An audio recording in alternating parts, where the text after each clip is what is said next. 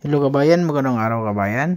Mag-car body repair tayo kabayan ng Mazda CX-3 kabayan. Bago ang lahat kabayan, huwag kalimutang mag-subscribe at i-click ang notification bell for more car body repair tutorial and tips kabayan. Yun na nga kabayan, tinanggal ko na yung taillight kabayan para tatanggalin natin yung bumper kabayan. Hindi yung tanggal talaga siya kabayan. So yung ilabas lang natin yan. Tapos titingnan kasi natin dyan kabayan, baka may pwede natin susundutin dyan sa loob. Yung pwede tayo pumalo doon sa loob para hindi na tayo magbatak dyan sa labas. Yan. At tapos kabayan, yung bumper naman kabayan, ang pagtanggal niya kabayan, 8mm, tapos pwede din Phillips screw kabayan. Kasi sa gitna niyan, may Phillips screw sa gitna. Tapos 8, tapos may butas. Yan kabayan, tinanggal ko na muna yung bumper. Tapos yan kabayan, napunit pala yung sa baba kabayan. Bali, nagnganga na siya kabayan, yung uka na siya kabayan. Kasi pagbangga siya kabayan, pero matindi yung pagkabangga kabayan. Kasi yung bumper, hindi man lang yung bumper hindi natamaan. Bali, dyan lang talaga banda bangga. Diyon sa panel lang. Hindi mo mapapansin yung panel na pumasok talaga, pero pasok talaga yung kabayan. Tingnan mo yung parang gumuhit kabayan. Hindi ganyan yan eh. Yung lumabas yan, yung sa baba pumasok tapos lumabas yun. Tapos yung pinakababa nakangangayan, tapos doon sa loob nga kabayan, pati pang loob yan pumasok din, kaya pinalo ko din yung pangloob. Yan kabayan, pinalo ko na yung kabayan. Kasi pagtanggal ko dun sa cover sa loob, klaro kabayan na pumasok. So pagtanggal mo ng bumper sa kabayan, saglit lang kabayan. Yung sa may plate number, mayroon yung clip doon sa may plate number sa loob. Tapos mayroon ding tornilyo.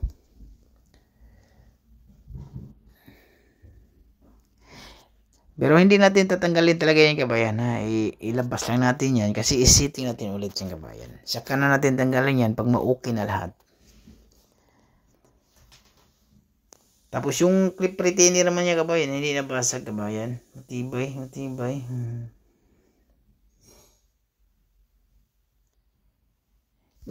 Yan, pero pag magtanggal kasi ng bumper niyan, kailangan mo tanggalin yung taillight din kasi mayroon sa loob ng taillight, mayroong Phillips screw doon kabayan.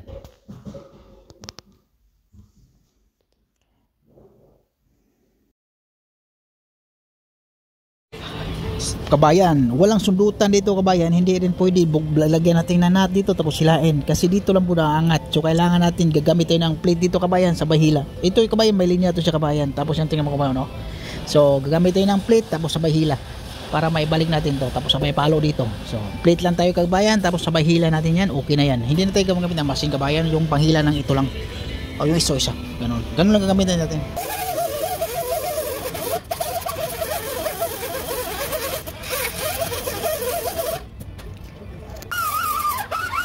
Yan, niliham muna natin yan siya kabayan para makita natin yung bakal. Kasi yung MIG, hindi magwi-welding yan pag may pintura. Yan, tinira ko na ng MIG yan kabayan, yung plate natin para panghila natin yan. Tapos welding natin mabuti para paghila natin hindi matatanggal. Tapos sinundot silalim kabayan, mayroon naman, pwede naman natin sundutin yung mga hindi nasama sa gitna. Yan, tapos palo. Ganun lang siya kabayan para ma-okay siya sa original niya.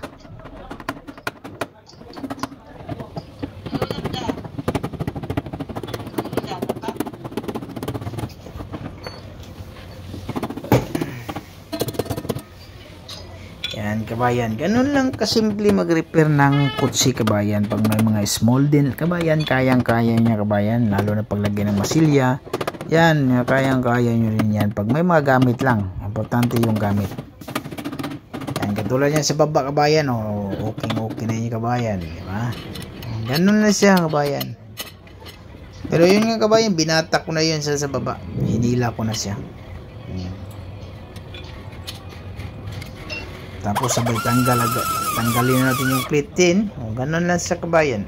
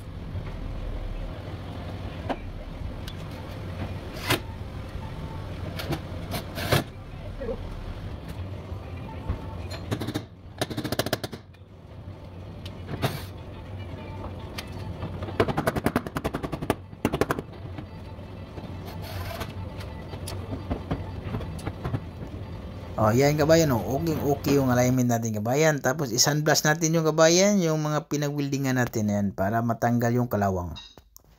Tapos pagkatapos niya kabayan, ililihan na natin ang buo yan kabayan para magmasilya na tayo. Ganun lang yung process niya kabayan.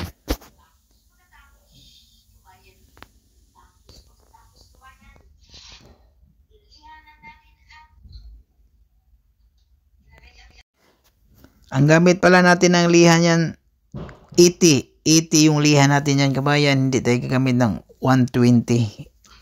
80 para makapal kabayan, tapos patong ng masilya. Tapos pag patong ng masilya, gagamit na ako ng 120 noon pagtanggal ng masilya. Masilya na agad. Ganun lang kadali kabayan, di ba? Ayun, di ba? Kayang-kaya nyo kabayan kahit hindi kayo baguhan lang kayo.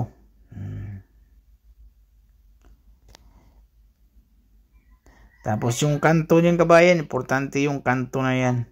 Kailangan saka na tayo magpayan na ng kanto na yan pag maglihan din tayo.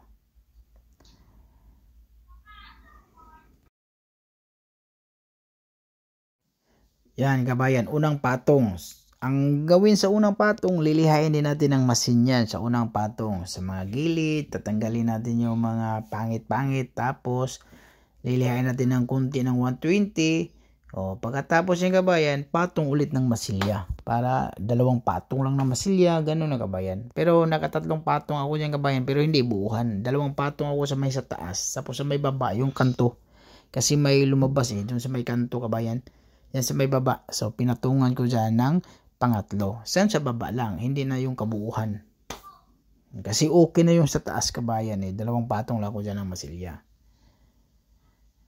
Tapos, ang maganda setting natin ulit yung bumper para makita natin talaga yung final niya.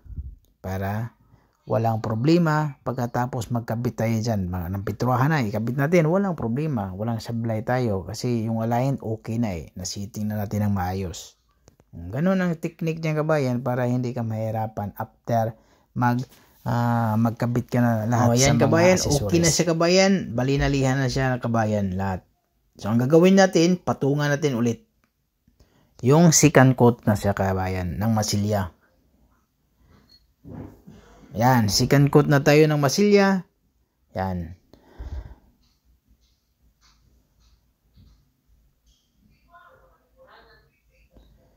Yan, pero ang masilya kabayan ayusin yung paghalo kabayan kasi pag hindi maayos yung paghalo dyan, hindi titigas kabayan. Importante yung mahalo mo, yung hardener saka yung masilya.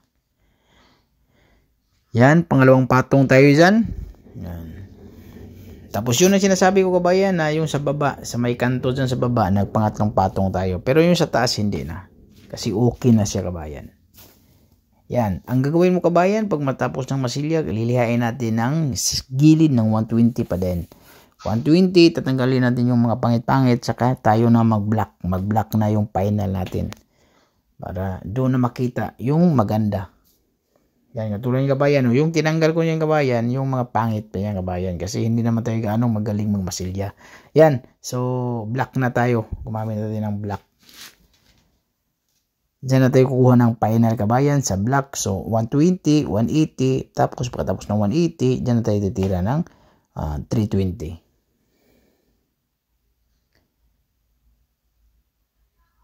Ganun lang siya kabayan ang process kabayan. Tapos, 320. Pagkatapos ng block ng 320, gawin mong gamit ka ng machine na 320. So, parang pahiram mo lahat. Tapos pagkatapos noon, mayroon tayong black kabayan na itim na ilalagay natin dyan. Parang pati siya. Hindi na tayo magpahid-pahid. Hindi na natin yung ipahid na parang masilya. So, ilagay natin yung foam tapos pahid natin. Para yung mga butas-butas matatakpan.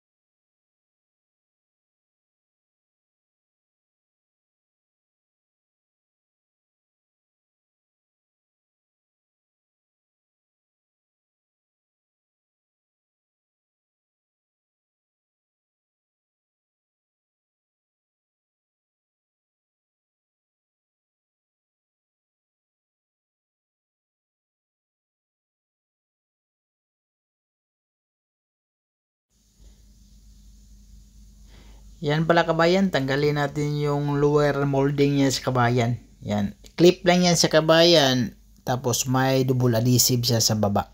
Okay lang, sikwatin mo lang sa kabayan, pero ingatan mo yung kabayan para hindi makuha yung labi-labi niya kabayan. Mag-iingat kapag sikwat, tapos sabay hila, sikwat, sabay hila. Kasi pag yung labi na yung kabayan, pag matamaan yung sa yung panikwat mo, papangit yung sa kabayan.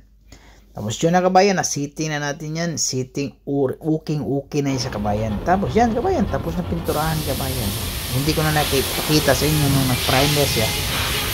Tapos ikakabit na natin. Yan, okay yung pagkakabit natin sa kabayan. Yan, yung pintuan, okay na. Yung handle, yung molding, tapos yung tail light na tayo dyan. Ganun lang kasimple kabayan. Yung panghuling ikabit natin yung tail light kabayan. Kasi yung pangloob ng bumper, mayroon yun sa loob ng ilalim ng tail light. Tapos yung molding sa yan, okay na siya kabayan. Perfect yung pagkatrabaho kabayan. Maraming salamat kabayan. Okay, tingnan mo kabayan yung ginagawa natin kabayan. Okay kabayan yung alignment niya, pati yung molding niya kabayan. Di ba? Perfect siya kabayan. Yung linya dito, di ba? Perfect kabayan, 100% kabayan.